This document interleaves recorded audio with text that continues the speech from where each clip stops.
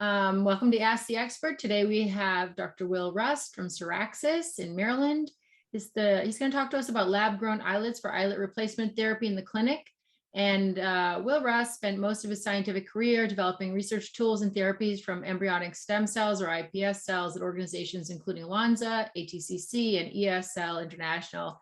As an early mover with pluripotent stem cell technology, he was uniquely aware of the potency and limitations of pluripotent cells, and he had a strong conviction that a modified or variant form of this cell type could be the basis for superior cell therapy. So based on this conviction, he raised the funds to launch Seraxis Incorporated. And since that time, he's guided the company to reach its development milestones and complete 2 additional rounds of funding. Under his leadership, Suraxis has developed a CGMP iPSC variant line from the human pancreas that efficiently and preferentially re-differentiates to the pancreatic lineage. In combination with a tailored and differentiated protocol, these cells generate highly pure clusters of hormone-secreting cells that mimic and the function of mature human pancreatic islets. This process is compatible with automated closed system cell manufacturing systems, and to enable survival and function within a host, Suraxis has developed a microencapsulation device, Seragraft, that is implanted to the abdomen and anchored to a mental tissue. Suraxis' mission is to rapidly and efficiently advance this therapy to the clinic. So welcome, Will. I appreciate you joining us today, and I'm really excited to hear about what's going on at Suraxis. You recently received a very nice Series C funding, so I'm sure that's like helping move this forward. Do you want to give us a little background or start your slides? So thank you, Monica. That was a terrific introduction. I think you covered it really well, so there's not a lot I need to say. We were gratified to complete our last funding round, so we have the support to get to the clinic and demonstrate that what we've developed will be a viable therapy for diabetics in need. So let me jump into it. I'm really going to spend this time to introduce our company and what we do. I'm not going to get into the absolute nitty-grittiest details that describe why our cells are different, but if anyone is curious, it's my favorite subject to talk about. So I am always willing to describe that for you. Just let me know. All right, let me share my screen and I will jump into it to avoid wasting time. All right. So you should see the beginning, which is Suraxis islet replacement therapy for diabetes. And I'm going to give you this by way of background, really just to show why the approach of our company, Suraxis, is different. So everybody knows, I think, that there's an effort shared by a lot of different groups around the world to make islets in the lab that could be used as a replacement therapy for insulin-dependent diabetics. And this is the way it is done. You start with an embryonic stem cell or an iPS cell, which is essentially identical in character to an embryonic stem cell, and grow them up in large quantity, and then apply to them a series of chemicals and growth factors and hormones that will cause them to mature to an embryo, a functional mature islet. And this process of applying the cocktails of growth factors and hormones is intended to mimic what an embryonic stem cell would be exposed to in utero. So trying to mimic human development to create this islet just in the lab. And I, in my career, spent a lot of time trying to do this. And I can tell you, as I think anybody who's tried, that this is very difficult. It is also very frustrating. This process is more than a month long in most cases. And it can mimic human development, meaning it actually does produce cells that look like a beta cell or an alpha cell, but it does that very inefficiently. And it does not do it very consistently either. And a lot of times those cells produced are not fully mature. So what I mean by that is the gene that they express are not exactly overlapping with an adult human islet. So it was this frustration in trying to do this work that led me to the idea that was the foundation of our company. And here it is. It's actually very simple. What we did was we acquired a pancreas through organ donation network. We harvested the islets, and then from those islets, we reprogrammed them to a stem cell state. However, we did not go so far as to make an iPS cell. And the reason is we didn't look for iPS characteristics. We actually screened all of the stem cells that we made for only one character. And that was the ability to remember its identity to form islets again. We just exposed them to a few chemicals and picked the colonies that rapidly expressed pancreatic markers. And we did this to dozens and dozens of these lines. And we eventually found one that was very efficient at redifferentiating back into the original identity, which was the islet. After that process was done, we actually looked closely at its gene expression profile and its behavior in the lab to see if it resembled an iPS cell or an embryonic stem cell. And in fact, it does not. So it would be considered a defective iPS cell. In fact, one of the major defects that it has is that it will not form mesodermal tissue. So mesodermal tissue is the by mass largest proportion of the human body. And this is the first thing that an embryonic or an iPS stem cell will spontaneously differentiate into in the lab. But the cell line that we developed just won't do it. And the reason is that it doesn't express the master transcription factor that specifies mesodermal tissue.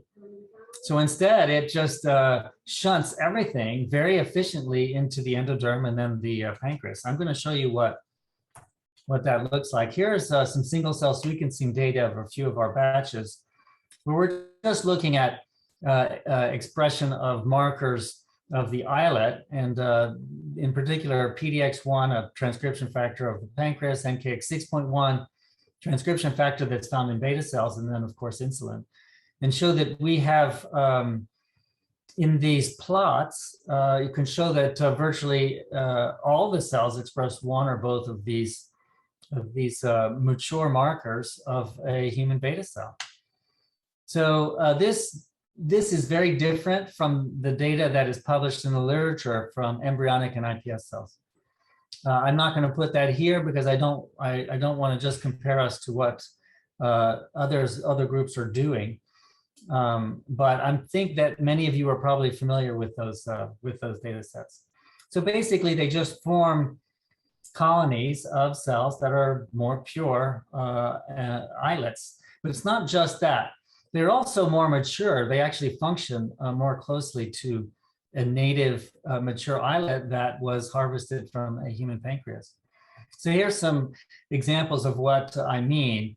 On the left, you'll see one of our islets in high detail, so we can see how many of the cells express insulin and glucagon.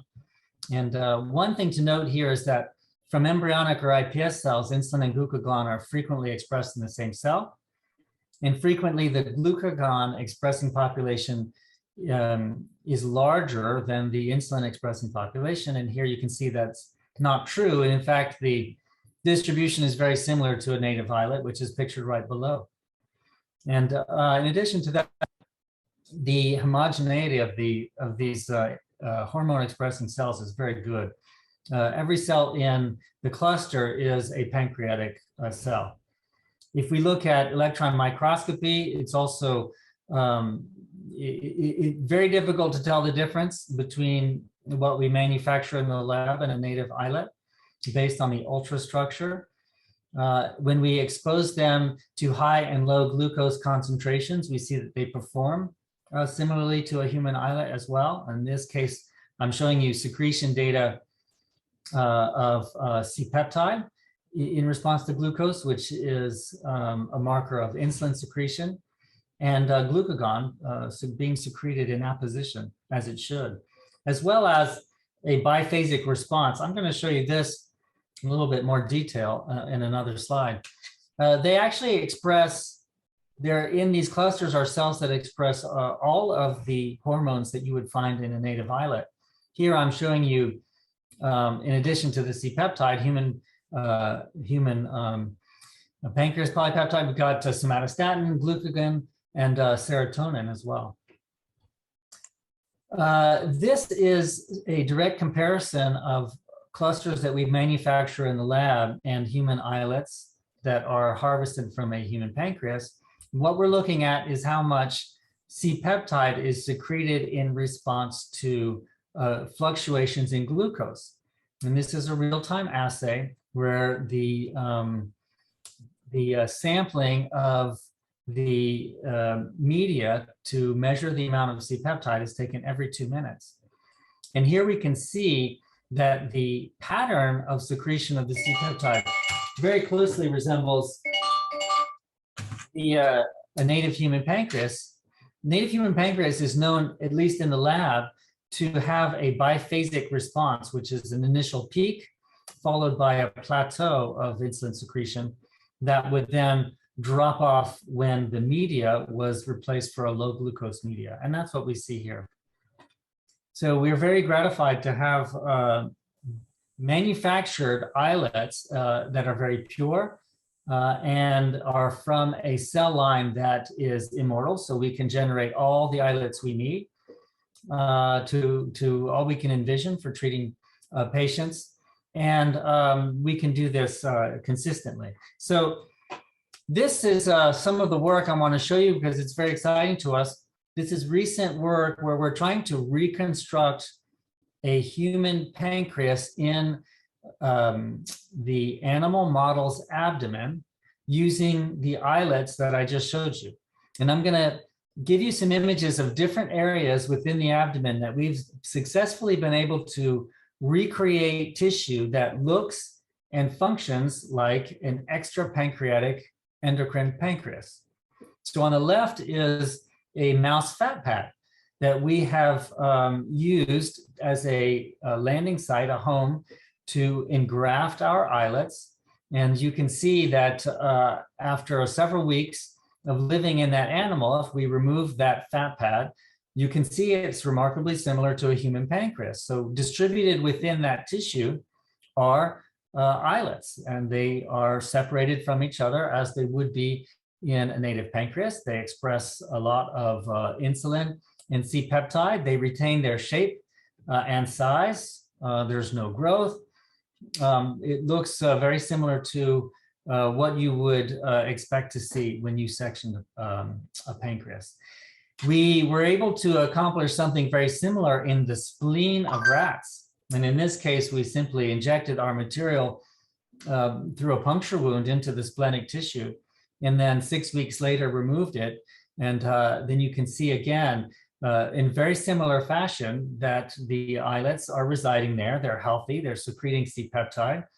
They co-localize with a very specific marker of beta cells, the ISL1 transcription factor. And they are associated with the host tissue in a way that is that resembles a native pancreas. There's another one. This case, we've used a mental tissue of the abdomen of a rat, and we tried to reconstruct pancreatic tissue in the same way that we use the fat pad in mice. And in this case, I'm showing you some different markers that we were very excited to see. So the cells from our islets are stained green. That is a human-specific stain that marks the mitochondria of human cells. And then the red is CD31, which would mark blood vessels.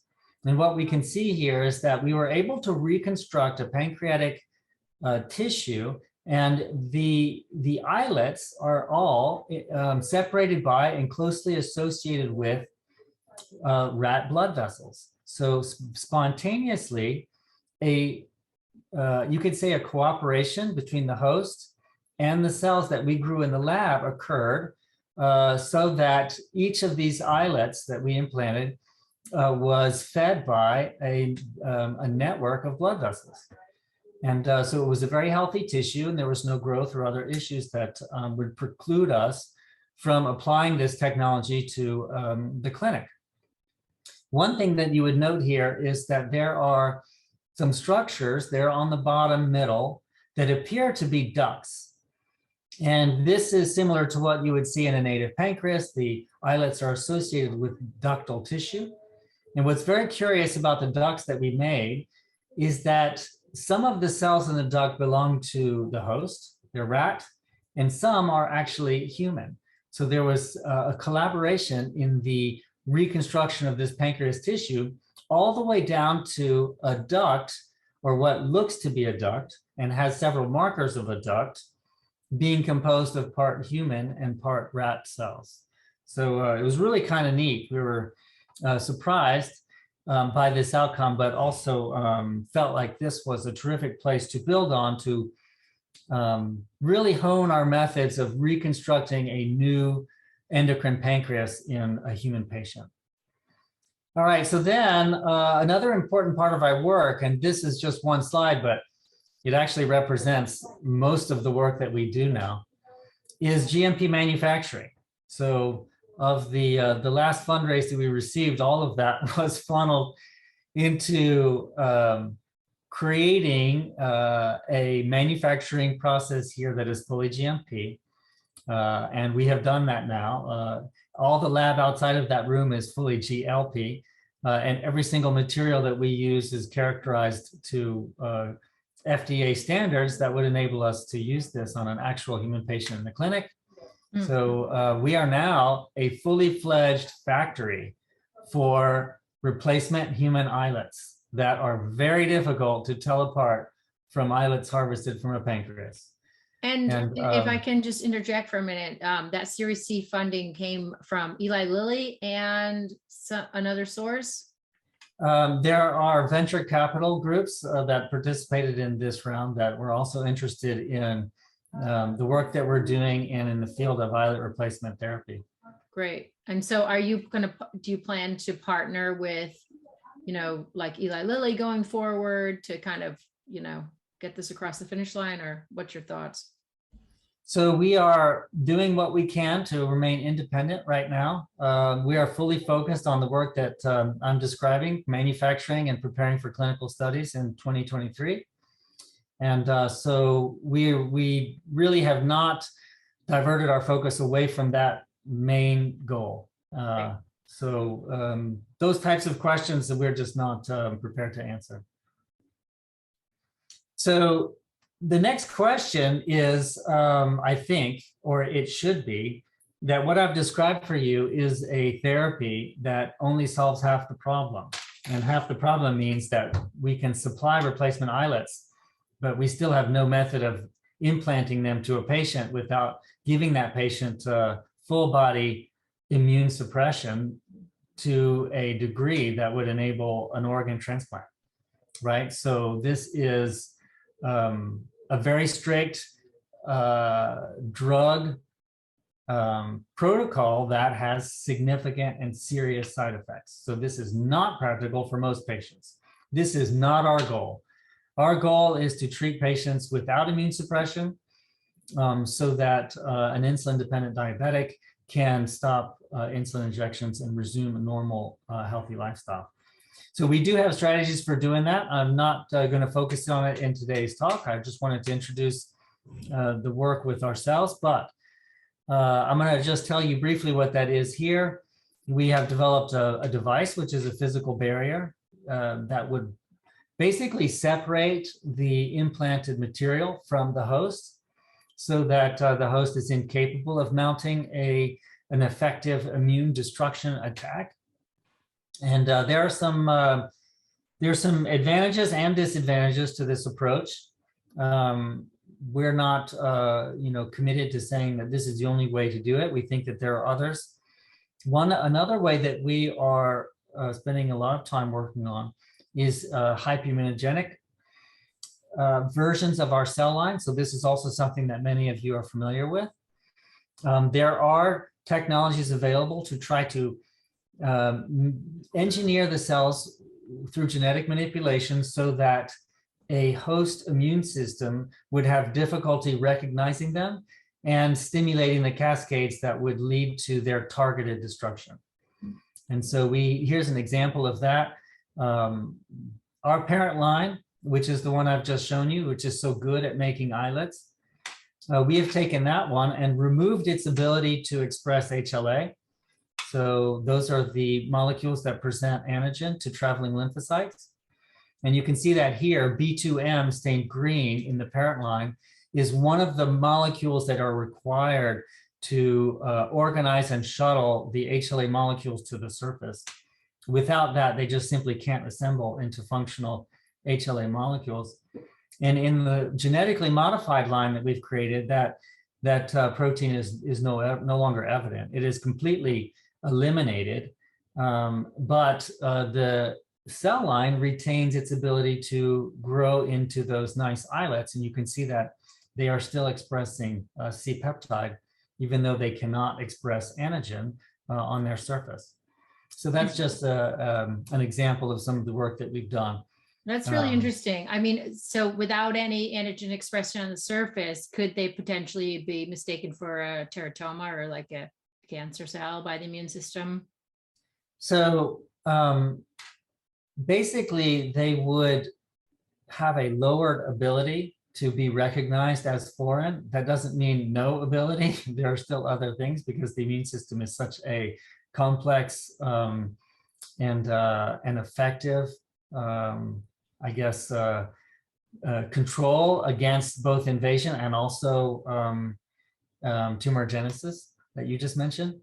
So the risk is, Monica, as you said correctly, if they are invisible to the immune system, any spontaneous mutations that would cause a tumor to form would also be invisible. So there would be an impairment in the host's ability to detect tumor growth. So that is an issue that needs to be wrapped into the design of how this would be implanted and how this would be used clinically. Absolutely.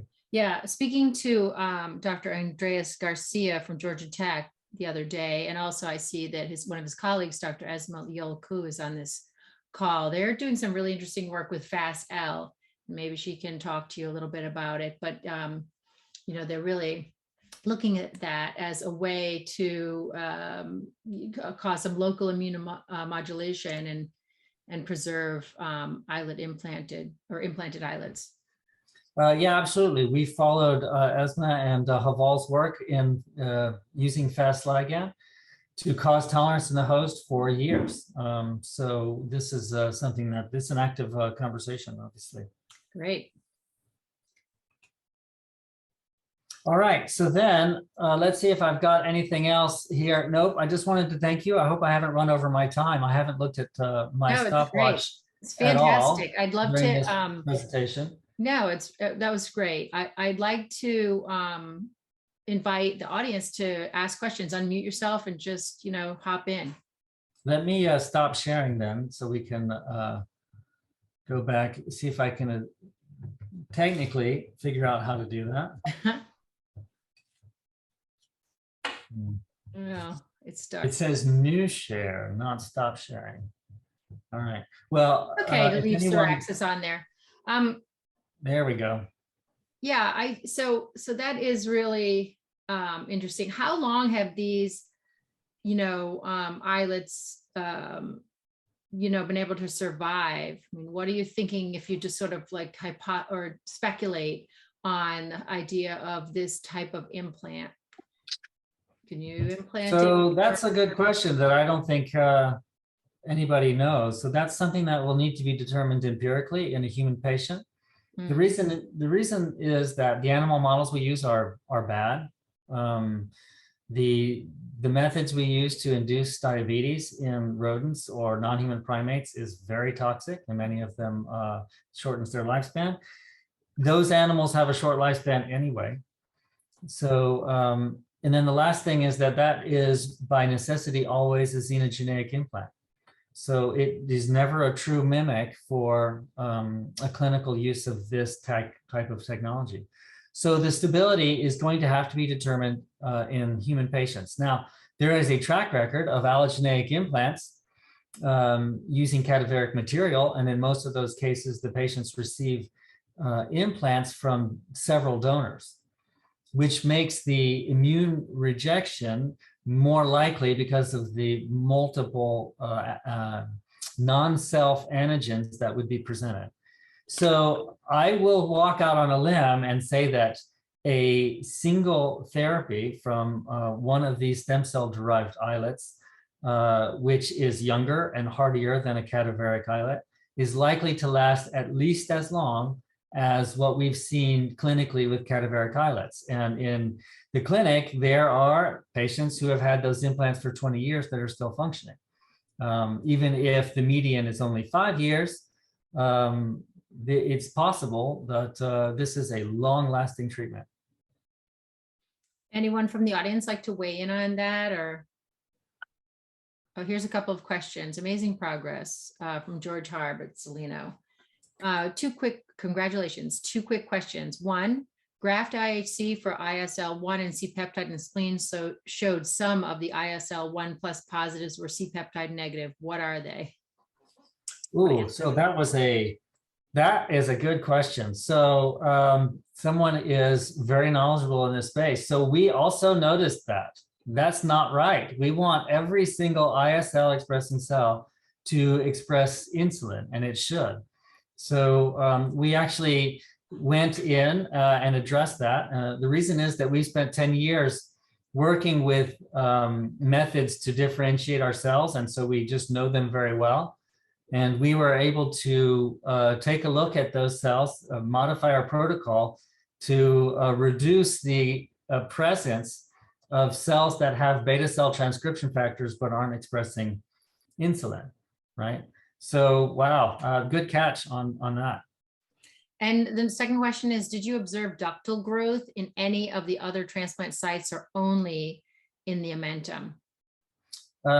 So only in the omentum and fat pad, sorry, because the fat pad is sort of a surrogate in the mouse. So when we did these even long-term, 3 months and longer in the spleen of rats, we never saw ductal growth. The splenic implants were, if you imagine from an anatomical perspective, very different, right? Because the spleen is already a good landing site for an islet. There's no remodeling that needs to occur. It already is rich in blood supply. It already has the parenchyma. As long as the post-implant survival is good, there's no death to inflammation or the processes that would cause the healing of, the injury caused by a puncture wound of a needle tract. It was fine without remodeling the tissue at all. The same as you would expect in a liver but the omentum and the fat pad, those need to be significantly remodeled. And that's when we see blood vessels. That's when we see ducts. Could the spleen also sort of be a site, though, for sort of quiescent memory cells, that sort of, I don't know, So the spleen has been tried before. We're not the only ones to do that. In general, we have concluded that it's not an ideal site. I think that from a surgical perspective, most surgeons would want to avoid puncturing the spleen, but it's not an impossibility, right? Yeah. It's not our preferred site. Okay. And then I guess someone said, Dr. Nair said ISL1 is not just restricted to beta cells and it's a pan-progenitor marker. Most players in the field are doing immunocloaking with HLA deletion. Do you have comments on how to differentiate your technology from others in the field? Good question. Dr. Gopika Nair. She has her own company and she's coming out of UCSF. So there are, I think that if you look closely at the immune cloaking and cell line development, there needs to be 2 signals, right? It has to be an absence of the signal that says not self, but also the presence of a signal that says don't eat me, right? There needs to be the absence of a positive as well as a negative. So most of the variation in this field is on that second signal, right? In some cases, people will cause HLA-G, for example, to be expressed. In other cases, people will cause the overexpression of CD47. And that's really where I think there's variation. There has been a couple of different methods for deleting HLA, so MHC1 and MHC2, but the effect of those is the same, right? Eliminating the expression of just those antigen-expressing proteins on the cell surface. So, you know, that's the same areas where we are. We have got our own conclusions about what second signal is needed to make sure that these cells can survive in the face of a natural killer cell attack. Yeah, I think Leo Ferreira did a lot of that work when he was at Harvard as in Doug Melton's lab looking at the HLA-G.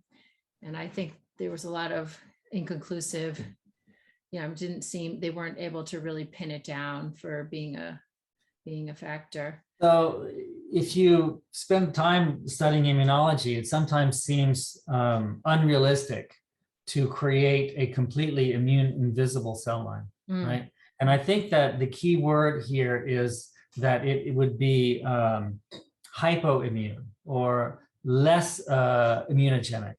And it can't be forgotten that in a type 1 diabetic, there's also the autoimmune component to deal with. And no one knows whether or not an autoimmune reaction that targets insulin or GAD is going to be affected by eliminating HLA. Yeah. And, immune cells, if they don't see any HLA or any MHC1, they're going to start thinking it could be a cancer cell and get rid of it anyway. So it's a fine line, isn't it?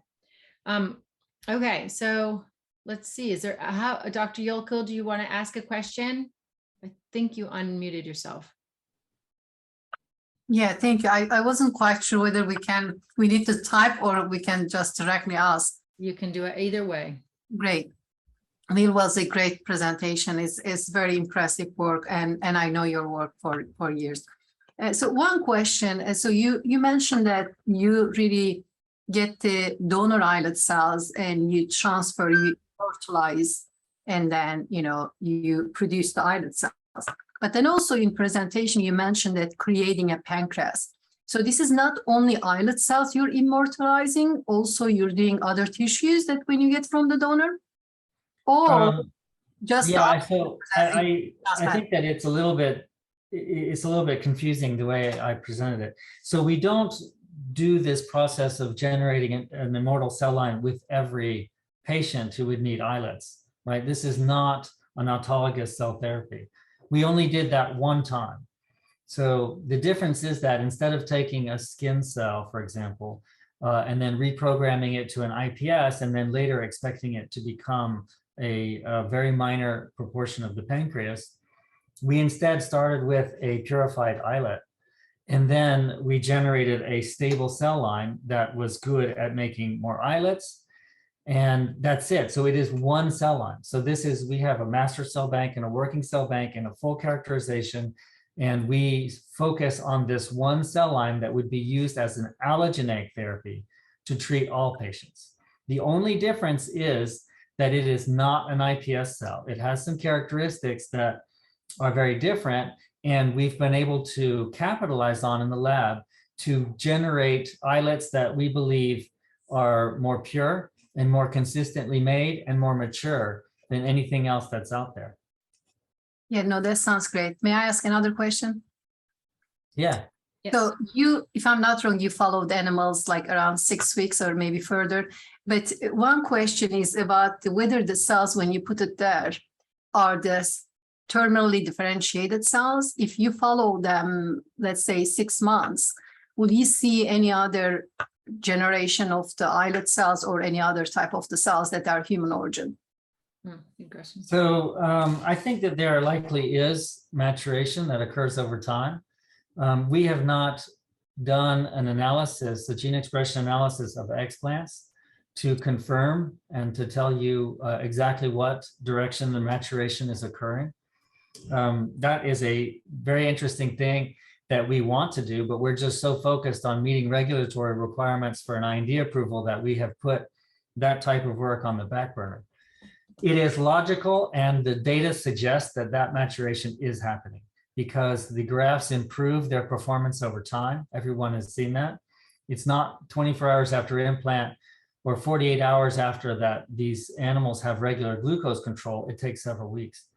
So there is a process that occurs of maturation. So we just don't know exactly how that process is happening. That's all. That's great. So this is only one cell line, like there is no, we're not talking about, just to clarify, we're not talking about the multiple donors, right? We're talking about the one donor and you generated the cell line and that's where you're producing, keep making more islets? That's right. And this is not something that we can envision doing a second time. I mean, the complexity of making a GMP FDA compliant product with all of the tracing chain of custody from a donor site into our clean room, and then track every single thing that ever got in the room with it over the last 10 years has been, something that took a lot of our effort and concentration. And it's not something we can imagine doing for each patient.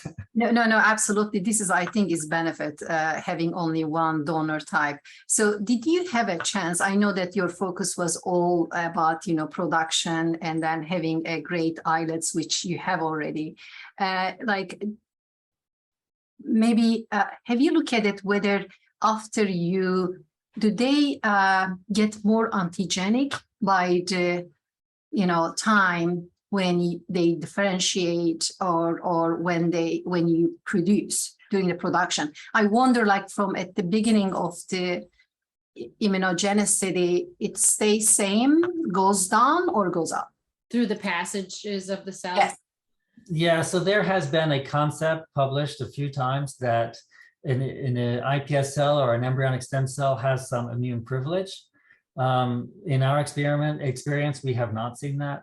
I don't think that they're, at least with the material we've worked with, that is not valid. Our cells are immunogenic in a host that has a healthy immune system, absolutely. And there is no change in a younger version of our cell line versus an older one. That's just not the case. Thank you. Right. Well, maybe it's a time to collaborate with the FastL folks and knock down the other piece, right? Well, so Monica, all this work is academic as far as I'm concerned until we can treat a patient without immune suppressive drugs, right? That's correct. So a lot of times you got to get a bunch of patients too. You don't want to get shut down after 2. That's right. So that is our only focus. I know that we have to be, we have to walk before we run and take a stepwise approach. But of course, we're frustrated with that as much as patients who are interested in replacement cell therapy would be frustrated by the slow progress. Yes, absolutely. But yeah, patients are ready from what I see and hear for release from their 24/7, 365 days a year, monitoring, self-monitoring of what the organ should be doing. Dr. Wang, do you want to ask a question? Yes, thank you, Monica. Very interesting approach. I do have a question for the reprogramming. You said you take the human islets, do the reprogramming and the immortalization. So did you separate different cell types from human islets, or you do the reprogramming for all types of the cells? I noticed when the islet transplanted, you showed both the beta cells and alpha cells. Did you separate them, or you just reprogramming all cell types? So we did not individually reprogram different sorted cells. What we did was we took the population that survived after we had done the islet harvest and purification and then generated single cells from that. As you are aware, this is very harsh and most of the cells die in the process. And it's only a rare population that becomes successfully reprogrammed. So the selection that you are alluding to, we did on the back end. So we did this over and over and over again with material from 3 different donors. And I think in the end, we had multiple hundreds of clones. And so the screening we did was we were trying to find which of those immortal cells wanted to become a beta cell again. So it is logical to assume that there was an identity in its history that was imprinted on its genome using epigenetic imprinting methods that suggested it originated from a beta cell. But I don't know that, right? I don't know that. I can only conjecture because there has been publications saying that it does happen, that epigenetic memory persists after reprogramming. So I think it's likely that that's happened, but I don't know for sure. Honestly, we didn't care what the origin was. We only wanted a cell that had that behavior, right? And I think that anyone who's worked with reprogramming can understand where I'm coming from, because it just like any science experiment, 90% of the time it doesn't work, right? And you have these materials that are not correctly reprogrammed. So the idea that we had was that maybe those cells that were not iPS cells actually had a greater clinical value than the iPS cell, right? And the reason is that there is no clinical application for a human embryo. There just isn't, right? There's only clinical applications for specific tissues. So why is it that we would want to so stringently and strictly identify and grow iPS or embryonic stem cells? Okay. Another question is for the reprogramming, and later you showed the downregulation of the beta-2 microglobulin. Did you use like a virus or non-viral approach for that? So the work in genetic manipulation of our cell line, when we did that, we knew that this was intended to be a clinical commercial product. So we were very careful to use methods that were compatible and whose intellectual property wasn't owned by somebody else, right? We had to have a freedom to operate, and it had to be a cell line without genetic mutations that would cause this to become dangerous for a patient.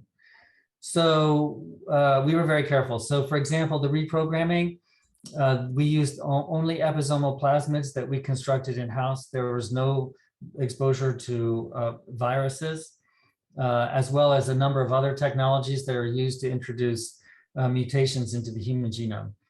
We avoided all of that. And same with the reprogramming, same with the deletion of the MHC1 and MHC2. We developed our own materials to do this in a way that did not induce genetic mutations and did not require licensing from outside groups. Great, Smart. thank you. I think it made the process 10 times more difficult, but yeah, well, if you want to have a streamlined, journey to the clinic, then you've got to think about all these other pieces. So you basically have to do it all old school. So that's how we did it. well, this has been great. In the interest of your time, and we went a little over. Thank you so much for chatting with the scientific community and for highlighting what's going on right now with Suraxis, and we hope to see more, in the near future. Well, thanks for the opportunity to present today, and I was happy to do it. It was great. We'll talk to you hopefully in the future, and have a great rest of your day.